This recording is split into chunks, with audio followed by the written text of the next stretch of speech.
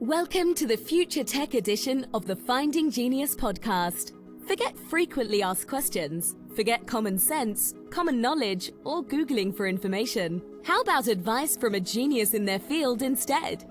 95% of people in any profession are good enough to be qualified and licensed. 5% go above and beyond. They become very good at what they do, but only 0.1% are the geniuses of their profession. Richard has made it his life's mission to interview the geniuses of their fields in areas such as AI, 3D printing, quantum computing, blockchain and Bitcoin, and more. Don't miss out on amazing podcasts with geniuses. Review us on iTunes or wherever you listen, and go to futuretech.findinggeniuspodcast.com and subscribe today. Hello, this is Richard Jacobs with the Finding Genius podcast series. I have a really great guest, Rupert Sheldrake. He's a biologist and an author, best known for his hypothesis of morphic resonance. We're going to be talking about his work. He's the author of several books. One older one is Ways to Go Beyond and Why They Work, Science and Spiritual Practices, Science Set Free, many books. So we're going to be talking about morphic resonance and his background and some evolutionary biology type principles. So Rupert, thanks for coming. How are you doing? I'm fine, thanks. Good to be with you, Richard. Yeah, we're going to give this at the end as well, but Rupert, for people that are interested, what's a website they can go to find out more about you? It's very simple. It's sheldrake.org. Sheldrake, S-H-E-L-D-R-A-K-E. Okay, very good. Well, I know you've been in the science field for many years. What sparked your interest long ago, and how has your interest grown and progressed over the years?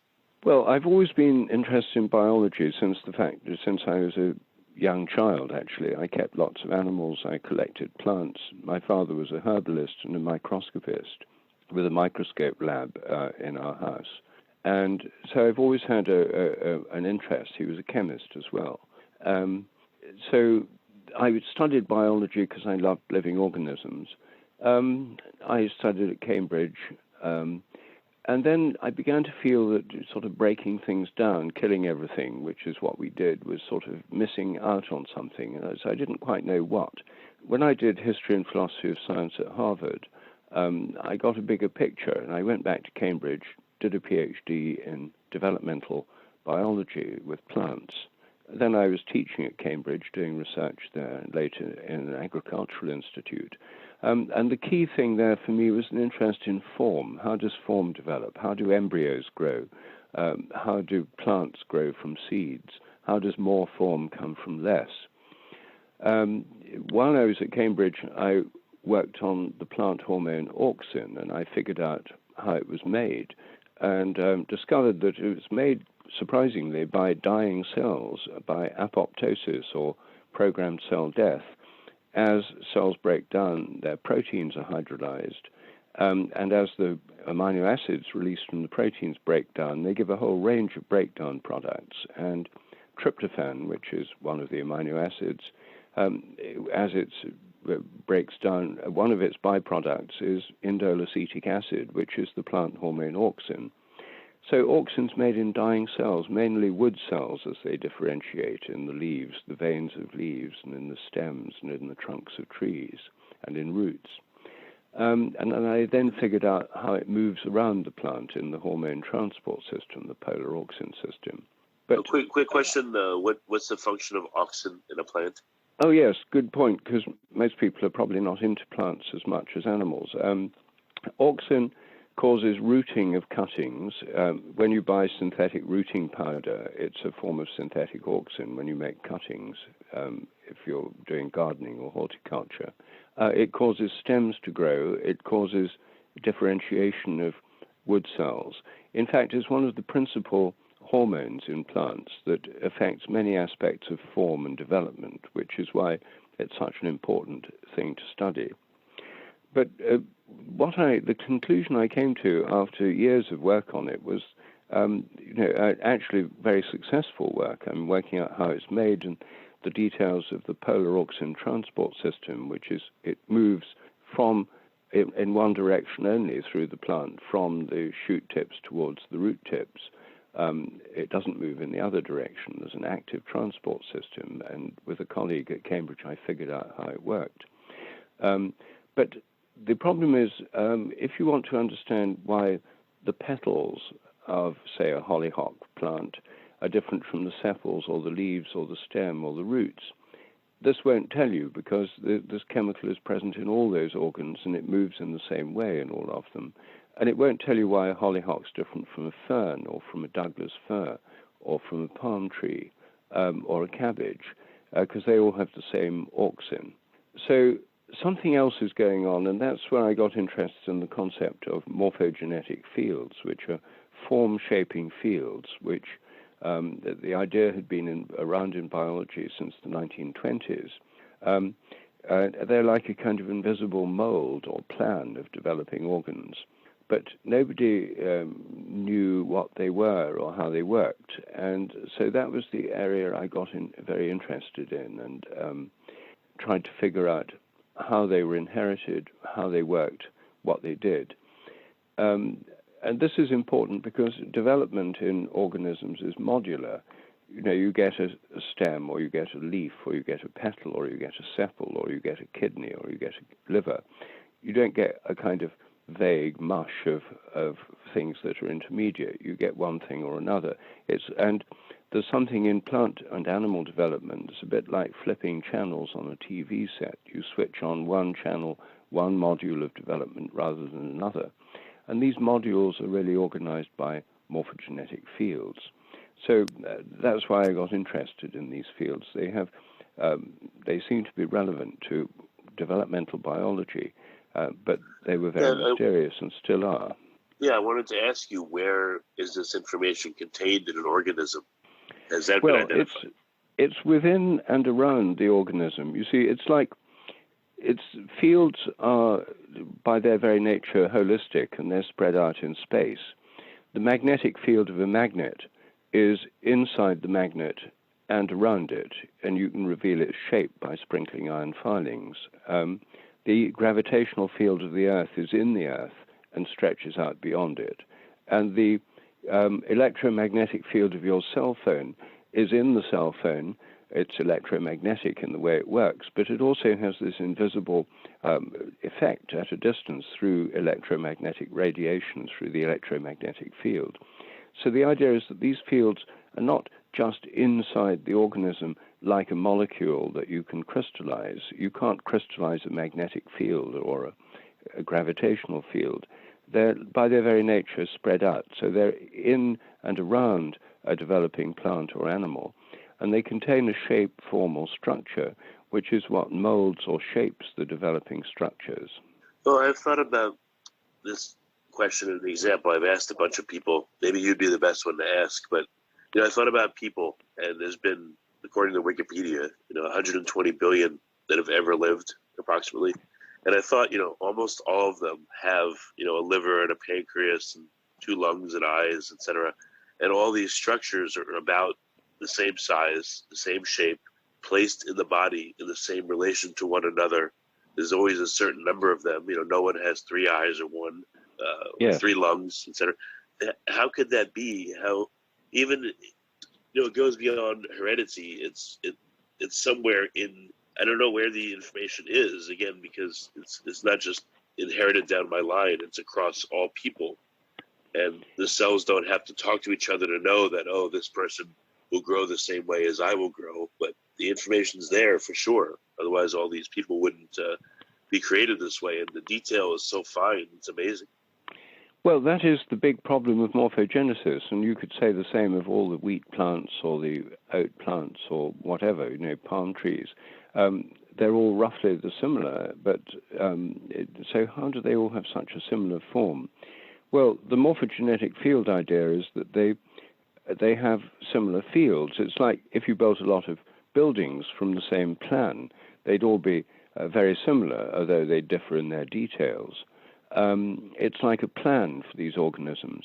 And it's not, the point is that what puzzled me when I was thinking about this is how could they be inherited? Because they're not in the genes. You see, most people think, all this information is just in the genes, it's genetically programmed. But we actually know what genes do, and what genes do is code for the sequence of amino acids in proteins. And some genes are involved in regulating, switching on or off other genes, whether or not they control whether or not they make a particular protein. So what genes do is make proteins. It's like they produce the materials out of which organisms are made. But the materials alone are not enough. I mean, if you dump all the building materials for a house on a building site, that doesn't give you a house. It just gives you the materials. You need the architect's plan to get the house as well, and the energy to put it together. And so I think what the genes do is enable the organism to make the right proteins, but it doesn't give the shape. You see, your arms and your legs, for example, have exactly the same proteins, exactly the same genes, exactly the same chemistry of the bone and so forth, but they have different shapes. And I think that's because they have different plans and they have different morphogenetic fields which give them different plans. Just as you could build two houses out of the same kind of timber and cement and bricks and stuff, and you could have the same building materials, but you could build houses of different shapes. And that's how organisms work as well. Well, any insight into where this information comes from and is contained, and when an organism is done growing, the cells know, okay, done, we're done, it's enough. And when a wound happens, at least in certain creatures, the cells still know how to fix that wound and approximate the previous shape. You know, in people, it's not very good, but other animals. But again, how does it... and if you look at left leg versus right leg, they're very similar. It's like a chiral arrangement. That's right, mirror images.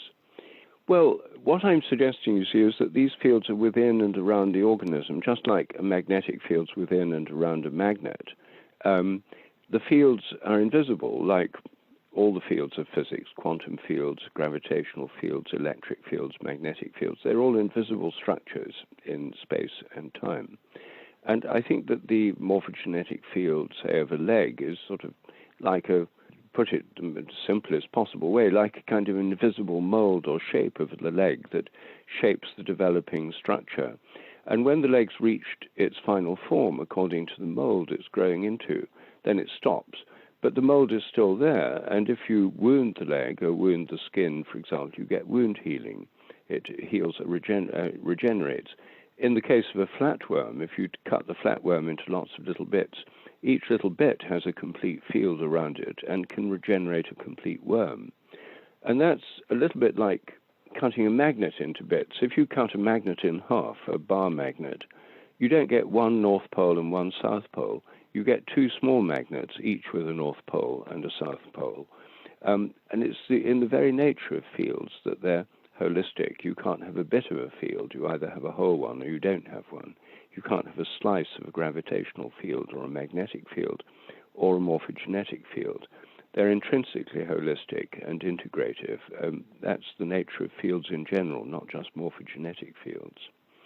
Now, where they come from is the problem I wrestled with when I was working on this at Cambridge. They've got to be inherited because obviously organisms are similar to their ancestors and there's an inheritance principle going on. The genes can't explain it because they just explain the proteins and the control of protein synthesis. And the key insight I had when I was working on this is that there's, if there is a direct connection across time, if there's an influence jumping across time from the past to the present, then these fields can inherit the form of past organisms. All humans could be influenced by the billions of past humans who've grown 2 kidneys, 2 eyes, etc. And the morphogenetic fields contain a kind of memory of their form. And the process that I postulate, hypothesize, does this is what I call morphic resonance. Morphic means form, from the Greek word morphe, and resonance is based on similarity. Similar vibratory patterns of activity resonate across time with subsequent similar ones. So each organism draws on a kind of collective memory of the form of its ancestors, of the past members of the species. They all contribute to the morphogenetic field.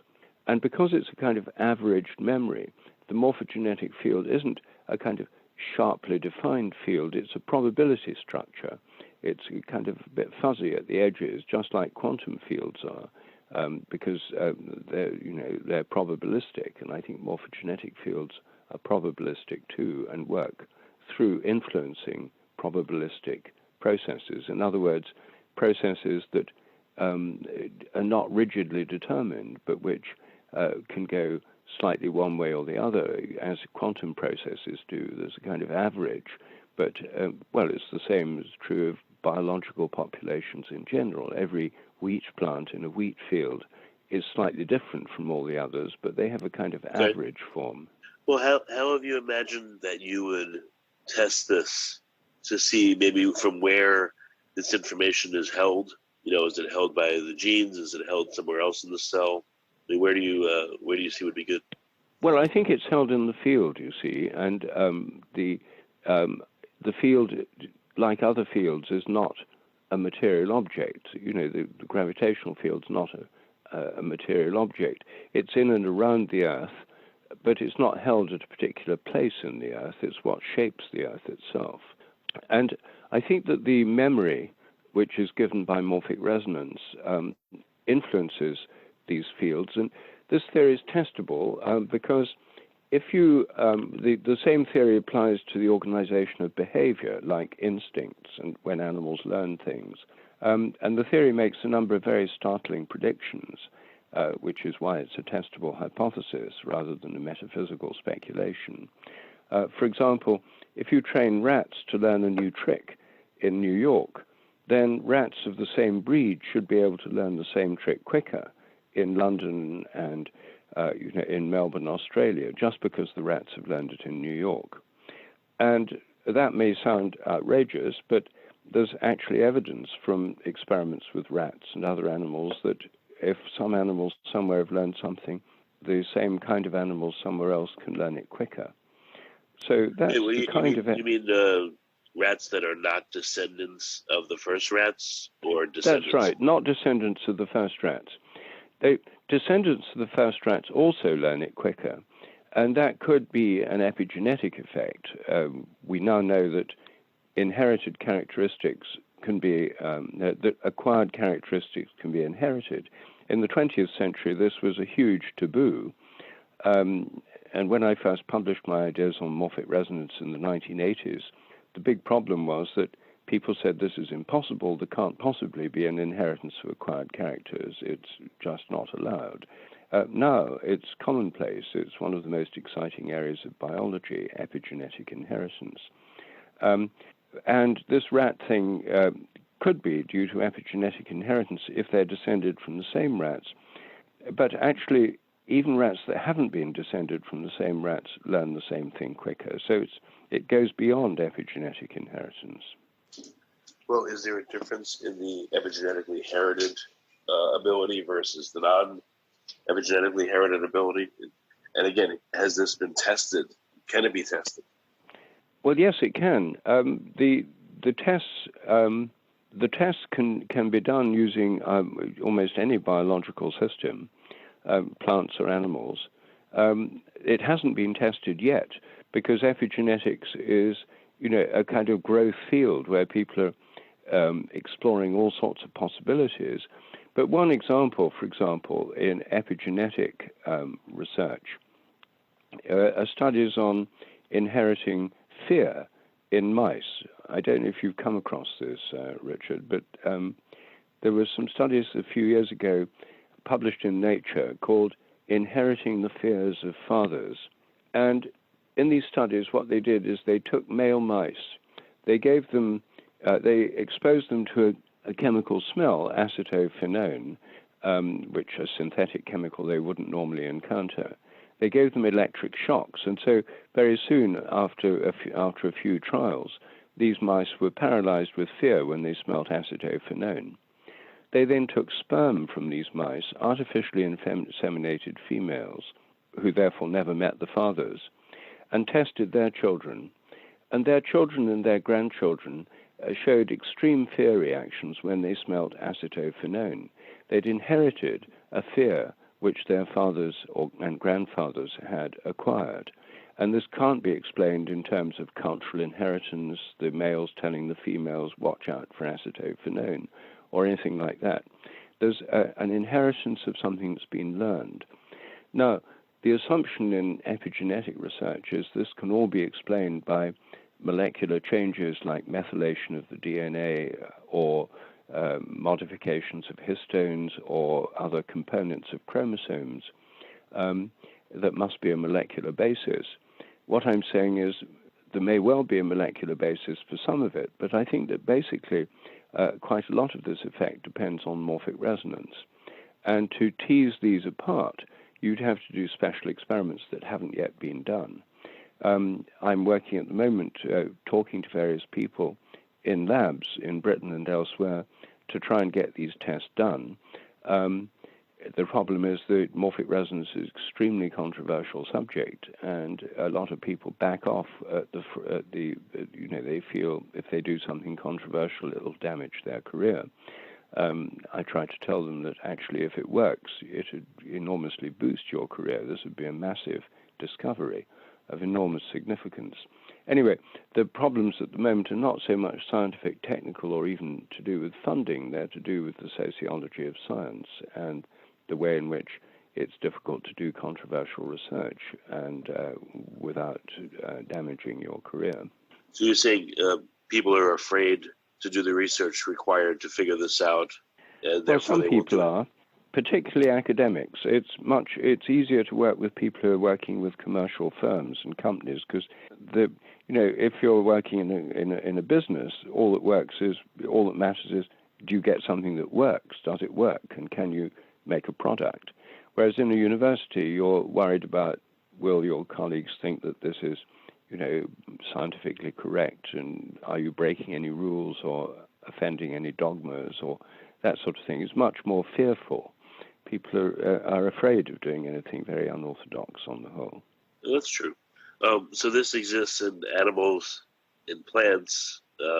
How far down does it go? Do you think it exists in biofilms? Maybe not individual bacteria themselves, or maybe so. I think so. Yes. Actually, I think it exists in crystals. I don't think it's just to do with life. And if you make a new chemical for the first time and crystallize it, you've got a new form coming into being in nature. There won't be a memory of that form in nature. And it might take a long time before it crystallizes, and indeed it does take a long time usually. And then once you've made these crystals a few times, it should get easier all around the world because of morphic resonance from previous crystals. And that's actually what chemists find. New compounds generally get easier to make as time goes on. Even unwanted compounds, contaminants in, say, pharmaceutical factories. Ritonavir is an example, an AIDS drug. They were making Abbott Laboratories were making ritonavir, everything was going fine, and then suddenly a mutant form of the crystal showed up somewhere. And suddenly they were everywhere, and they couldn't get the original crystals back. A new fashion had sort of taken over. It was a polymorph. When crystals exist in several different forms, they're called polymorphs. And this is a big issue in the pharmaceutical industry. You get these polymorphs turn up and then they spread. Some of it's because of the transfer of seeds or nuclei from the crystals, but I think that a lot of it is due to morphic resonance. So it's not just in biology. I mean, this phenomenon I think happens all the way through nature, even at the the atomic level. Bose-Einstein condensates are peculiar forms of matter at low temperatures, like 0.5 degree above absolute zero. A lot of compounds form a Bose-Einstein condensate where they behave as if it's a single quantum system. They become superfluid, superconductive. They take on completely new physical properties. And since in nature the background temperature of the universe is 2.7 degrees K above absolute zero, anything below that is likely to be a new process in the universe. So if you make a Bose-Einstein condensate, and then you keep making the same condensate in different labs or even in the same lab, what I'm suggesting is that even there, it should start forming quicker as a result of morphic resonance. It's a kind of habit in nature. Morphic resonance gives rise to habits. And what I'm suggesting is that the so-called laws or regularities of nature are actually more like habits, depending on a kind of memory within nature. Well, for living creatures, maybe you could say, all right, the beneficial new forms or new knowledge is kept in the or non-beneficial stuff is thrown away. But what about in non-living systems? Like once things happen, are they preserved just because everything's preserved or no? Well, they're preserved in the sense that any habit that works will get repeated. If it's something that's non-viable, I think all of nature works on a kind of Darwinian selection principle. There are all sorts of new unstable chemicals could come into existence, but only the stable ones become sort of regular habits in nature. And so things only become habits through morphic resonance if they last, if they can survive in the conditions in which they exist. So there's a kind of natural selection going on all through the natural world in this view. This happens both in nature, well, not in nature, in living things and non-living things. But in living things, again, is it based on beneficial adaptation and the negative stuff is discarded? Or is it just everything is kept and because of adaptation going on, the beneficial things are more likely to be kept and preserved? I mean, is there any mechanism for knowledge to disappear? No, I think that once the things are there, it remains there. I mean, for example, I should imagine the world is haunted, as it were, by the ghosts of extinct species like dinosaurs. If a dinosaur egg came into being now, it could resonate with the fields of extinct dinosaur species, a little bit like Jurassic Park, but it wouldn't just be in the DNA. The form would come through morphic resonance from past dinosaurs.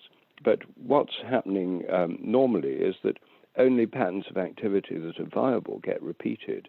So if you have animals learning a new trick, some of them may learn a new trick that's not very helpful, and not many of them would learn it because they'd die out. But ones that learn a new trick that is helpful there'd be lots and lots of those because it would help them survive, and that would become more habitual and more likely to occur in the future. So it's really natural selection is working on a kind of quantitative basis. But in the human realm, for example, if the morphic fields of languages, each language would have its own field shaping and structuring its form and pattern. If there's an extinct language, and if you had somebody who could begin to speak that, they might pick up that language which is still virtually present, but without anything to tune into it. So I think that everything's potentially present. It's like a principle of conservation of information. Well, okay. If information appears because someone right now has figured out something, I may not know about it. I mean, there's many things I don't know about or anyone knows about. So I may therefore not use it. So the information may, not benefit me at all. But if I do somehow run into it, use it, again, maybe it's a negative thing. And maybe therefore that leads me not to use it more than once. So it falls into just such general disuse that maybe its effect ends up going away. I don't know. It's cleansed from the system. It seems like if this were all to build up, it would just be such a clutter that I don't know how an organism would function if more and more and more was available to it over time. Well, it would only tune into that which is relevant. You see, if it would only tune into the patterns of activity that are relevant to what it's doing. If a rat's confronted with a new trick, escaping from a water maze, which I was talking about earlier, and escapes, then other rats in the same situation would escape more easily.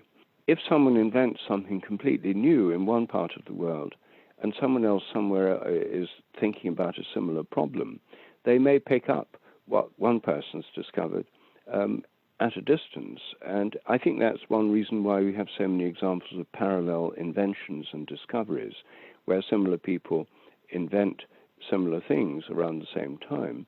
And in the course of evolution, I think it's why we get parallel evolution. In Australia, the marsupials have kind of parallel forms to placental mammals in other parts of the world. So it's called convergent or parallel evolution. And I think morphic resonance underlies processes like that, which are otherwise rather mysterious. So you think they go through life and non-life and across different species of life, across the life-non-life barrier? I mean, do living things inform non-living things and vice versa? Like, how pervasive is it? It works on the basis of similarity. So if you were, if it's a crystal of hemoglobin, it would resonate with previous crystals of hemoglobin.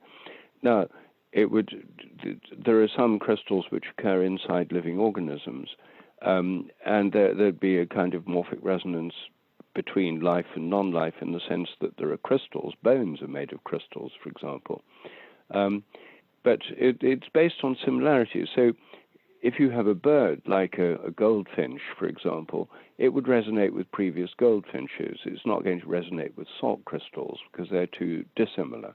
It's only similarity that's at work here. And that means that most of the morphic resonance is within a species because members of a species are more similar to each other. And then if you have varieties within a species, for example, sheepdogs compared with Pekingese, Pekingese dogs would resonate more with previous Pekingese and pick up their habits, and sheepdogs would pick up the habits of previous sheepdogs by morphic resonance, which is one reason why sheepdogs are much easier to train to round up sheep than other kinds of dogs, because there's a kind of collective memory in that variety. So similarity is the key to this whole process. At least that's what I'm suggesting. Well, even within a given species, when you say similarity, would a higher level of similarity be within the same family, where there's a heritable component to this? Like yes, my mother was a great archer, so therefore, I'm even more likely to be a great archer than just someone else that's not in her lineage. Yes, I think similarity is the key, and if you have two people who are very, very similar, the most similar being identical twins, what this theory predicts is that if you separate them soon after birth, they'd continue to resonate with each other. So if one learned something, the other's more likely to learn it. And in fact, we know that there's tremendous similarities between identical twins separated soon after birth, sometimes down to ridiculous detail, like calling their kids by the same names. And the usual conclusion from that research is people say, it just proves it's all genetically programmed. Actually, genetic programming is much less than most people assume, as we now know from the missing heritability problem. And I think identical twins, far from being the acid test of nature versus nurture or genes versus environment, are actually largely showing morphic resonance effects. And if you then ask the question, who in the past was most similar to me, then the answer has to be me. I'm more similar to me, you're more similar to you. And therefore, you have resonance from your own past. I have resonance from my own past, which is the most specific resonance working on me, which is, I think, why my form remains more or less similar despite turnover of chemicals and cells within the body. And the most radical and perhaps shocking aspect of this hypothesis is that this will also explain memory. Normally, people assume memories are stored inside brains as physical traces or engrams through modified synapses, phosphorylated proteins, possibly RNA molecules, etc. But I don't think the brain's a memory storage system like a video camera. I think the brain is more like a resonating system like a TV set that tunes into the past on the basis of similarity by morphic resonance, and the memories are not stored inside the brain. And, for most people who've been brought up on the idea it's got to be in the brain, this is a shocking and very unfamiliar idea. But when you look at the evidence, as I do in my book Science Set Free, where I have a chapter called Are Memories Stored in Brains, then what you find is that the attempts to find memory stores in brains over decades have been extraordinarily unsuccessful. And I think it's because they're not there. I think that the brain is working on it as a tuning system, and that memory depends on morphic resonance. You know what's interesting though is if I think about myself, this tells me, this is my own theory I'm making up, but the structure of a given organ in my body gives it access to that particular niche or set of abilities of this morphogenetic field. My brain has access to it because of its particular biology and the arrangement of molecules to a part of the morphogenetic field, but my liver has a different access because of its construction.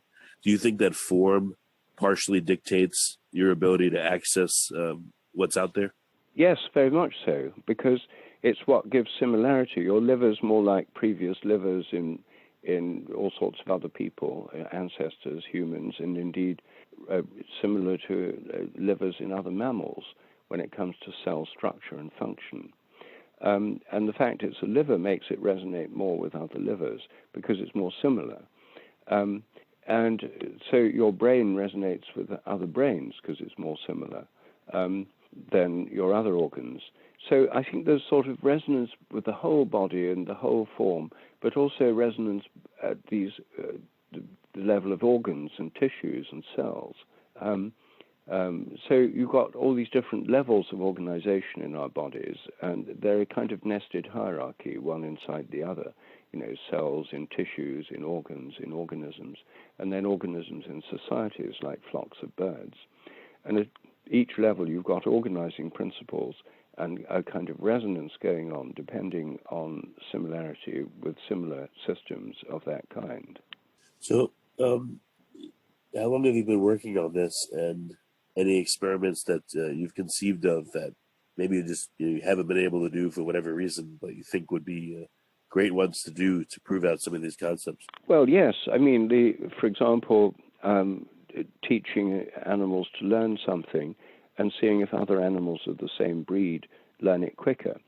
For example, you can work with fruit flies. You can get fruit flies, you can train them to be averse to certain chemicals. You can let them smell something and they get an electric shock, and then they avoid that in the future. And then if you have similar fruit flies that are not descended from those that you've tested, and you test them, they should be more averse to it. They should avoid it more because of the experience of the previous lot of fruit flies. And the more you do it, the more averse other fruit flies should become. So that's a simple experiment that can be done with fruit flies in a lab. If anyone's listening who's got a lab and is able to do these kinds of experiments with fruit flies, any learning system in any animal, Caenorhabditis elegans, the nematode worm, they also have learning, and you could do experiments with those. Day-old chicks, I've already done some with day-old chicks that showed this kind of effect. These are all ways of doing tests.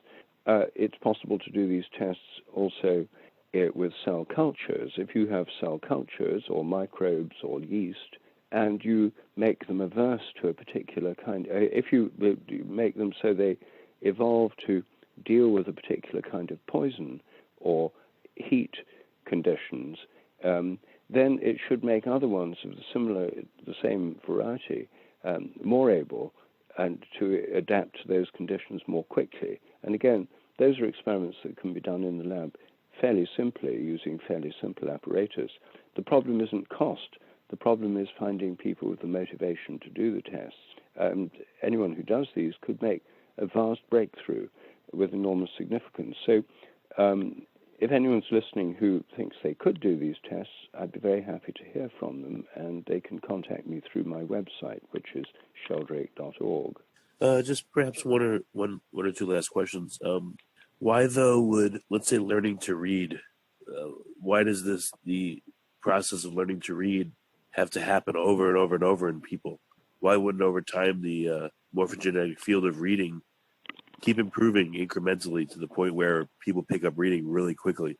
It seems like, for instance, a lot of people never learn, or the ones that do, it just takes a long time and they struggle. Well, that's a good question, and I think there are 2 or 3 different answers for it. One is that if you look historically, the number of people who've learned to read over the last century is staggering. It's billions. I mean, if you go back 2 or 3 centuries, the vast majority of the human population were illiterate, even in Europe. So there has been a massive increase in the number of people who've learned to read, and the fact that a lot of children can learn to read at the age of 5 or 6 or 7 is rather remarkable. It's true there's some who can't learn to read and they're dyslexic or they just never get it. But if you look at the big picture, it's remarkable how many can learn to read when that wasn't part of our hunter-gatherer ancestry. Writing itself was only invented about, 5,000 years ago. And even then, there were a lot of illiterate cultures right up until the 20th or even 21st century. There were whole cultures that based only on oral learning. I think the second answer is that there are so many different languages and so many different scripts that if a child's learning to read, it's not as if they're getting one clear signal about reading by morphic resonance. There's lots of people learning to read in Mandarin, in Chinese characters, in Tamil alphabet, in the Arabic alphabet, in the Hebrew alphabet. There's not a single clear signal. The languages are very varied. I think when we come to something that everybody does, all humans do, like speak, then practically everyone does learn to speak. And that's, again, something our ancestors didn't have. But I think they'd learn quicker still if there was just one language. When it's just one single skill everyone has, like walking, then practically everyone learns that. They have to, babies have to mature enough to be able to do it. But practically everyone learns to walk at a very young age. So I think that, and when you look at animals, if you look at spiders, for example, baby spiders know how to spin webs without ever going to school or being taught by an adult spider. The instincts of animals happen just automatically. And I think that's because they are getting they're inheriting the habits of their species. Well, it sounds like there's many components to this. There's a inheritable component. There's a, monkey see, monkey do component. Yes. It sounds like you're saying there's a component where just by being a member of the same species, there seems to be another component for just being a living thing versus a non-living thing. It seems to be at least 6, 7, maybe even 10 different levels of this access to morphogenetic space. Yes, that's right. It's got different levels and so on. But in fact, one can break it down when designing experiments to relatively simple experiments that should, in principle, give clear answers. Well, very good. Rupert, you gave you our website, sheldrake.org, as the best way for people to contact you. Do you see any experiments on the horizon being done, or do you see people resisting this to the point where it may never be done or not for a long time? Oh, no, there are several. I'm talking at the moment to several researchers who, may be doing experiments within the next few months. The conditions are getting better now than they have been for quite a few years, partly because a lot of people realize the present model in biology is broken. The missing heritability problem, the rise of epigenetics has undermined all the sort of certainty in the 20th century about neo-Darwinism, genes do everything. That all seems hopelessly naive now. And we're moving into a new era, and people are much more open-minded than they used to be. So I think the prospects for experimental tests of this hypothesis are getting better all the time. And I'm hoping there will be at least 2 or 3 this year. Well, excellent. Well, Rupert, it's been a great call. I really appreciate you coming, and I hope to find out more about this and see it at play. So thank you for what you do. Well, thank you. You've been listening to the Future Tech edition of the Finding Genius podcast. This podcast is information only. No advice of any kind is being given. Any action you take or don't take as a result of listening is your sole responsibility. Consult professionals when advice is needed. Review us on iTunes or wherever you listen, and subscribe today by going to futuretech.findinggeniuspodcast.com.